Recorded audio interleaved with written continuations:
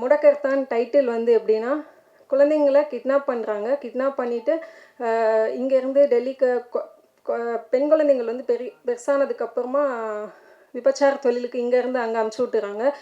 சின்ன பசங்களை வந்து இங்கே பிச்சை எடுக்க வைக்கிறாங்க. ஸோ அந்த கயவர்களெல்லாம் கண்டுபிடிச்சி வேரோட அழிக்கணும், அதுதான் முடக்கத்தான் அப்படின்ற மாதிரி டைட்டில் சார் என்கிட்ட சொன்னாங்க. ஸோ இதில் கண்டிப்பாக சோசியல் மெசேஜ் இருக்கும் அப்படின்றதுக்காக தான் நான் பண்ணேன். ஸோ மற்ற படங்கள் மாதிரி டூயட் இருக்கும், இதில் ரொமான்டிக் இருக்கும், சாங் அதை நான் ஃபோக்கஸ் பண்ணி பண்ணல. இந்த படத்தில் வந்து வீரபாபு சார் கொரோனா டைமில் நிறையா பேரை வந்து காப்பாற்றியிருக்காங்க. சிங்கிள் டெத்து கூட இல்லாமல் 6000 பேருக்கு மேலே காப்பாற்றியிருக்காங்க. நிறைய பேருக்கு ஹெல்ப் பண்ணியிருக்காங்க.